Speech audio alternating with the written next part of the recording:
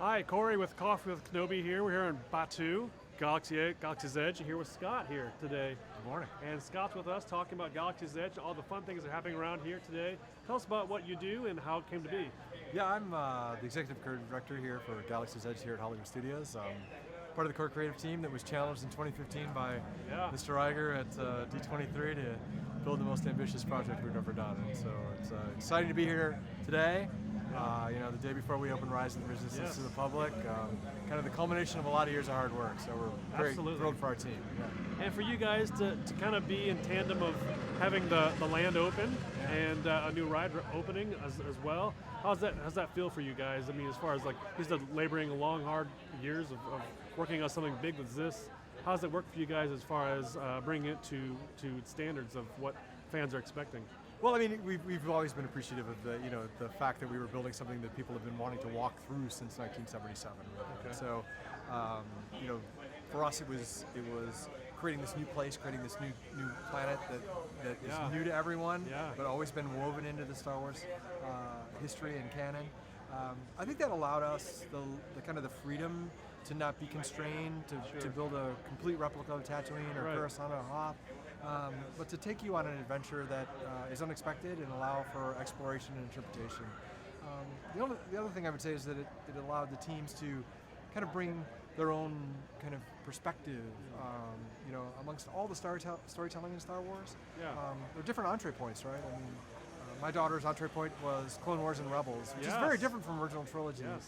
So to be able to kind of present a space that is uniquely Star Wars, but unique to the visitor that is coming, that draws reference from all media, games, comics, films, publishing, and let people explore on their own terms. I think that's been the most rewarding. And then finally to see, Rise of the Resistance come, as part of that.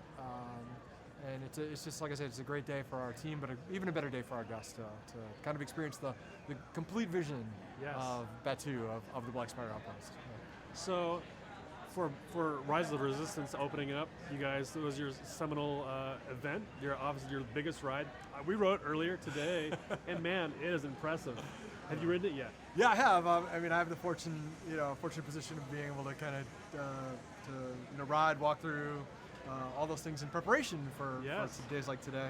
I think what's exciting about it for us, from a design perspective, from an Imagineering perspective, is kind of the return to long-form storytelling. I think I don't know how your perception was from the length of the attraction. It's the longest ride here, isn't it? Yeah, and I think it's epic in scale, but also epic in the way it's presented, the way the narrative unfolds, and the way that you're asked to join the Resistance, and you get a great message from Rey, and then things don't go as planned, and soon you're in interrogation. It's that setting up of not only satisfying kind of the guests' response, like, gosh, I'd really love to be on a Star Destroyer. Well, we just can't take you there. You got to have some sort of condition unless you're in the First Order. But to satisfy that note, but to also in the context of a longer form of storytelling, a longer form of immersion, and put people through an epic adventure is just really, really remarkable. And hats off to the entire team, because it's thousands of people working to get this thing up and ready for us, and it's a testament to their commitment, but also their passion for this story. That's great. And I know that's, you said the ride itself is very immersive. Mm-hmm. It's like walking right into the movie itself for us. It was great. From scene to scene, it was just excellent. We really enjoyed riding it. But too, it's like that comes with a lot of creativity. You talked about creativity. Where does that come from for you guys, as far as like the land itself and the rides and stuff, like coming up with those new ideas and keeping it fresh, but also keeping it kind of old too? Is that difficult for you guys? Yeah, well, I don't think it was difficult. I think when we chose to take you to a new planet, when we chose to take you to an ancient trading port, on the edge of wild space, I think it broadened the door a little bit to the kinds of narratives that can occur. The fact that there's a First Order patrol here on this down around Permission. I've been hearing the stormtroopers coming through right now. I hope we don't get questioned. This it liberated the design team in terms of, again, trying to not have to slavishly reproduce something that was already known, but it also liberates the guest, because they're not trying to replicate some story they already know. Like, is that Luke's, Uncle Owen's farm, and I know where the stair is, and I know where the door is, and I know that. No, I'm exploring an outpost. I get to do it on my own terms. You know, the design team though, the challenge there is, what does it feel like? What does it want to be?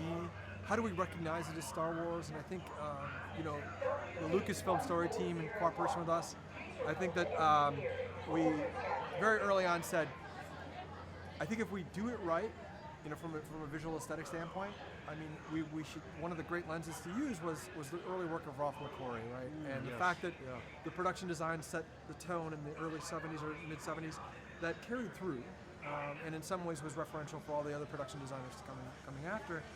So as we started to conceive what this place was and what it felt like and what the buildings and the relationships were and the age of the buildings and the way they were constructed, we often asked ourselves in reviews, ships flying over all the time, it's terrible, but we also asked ourselves in reviews, would this fit in Ralph's world, right? In Ralph's view of Star Wars.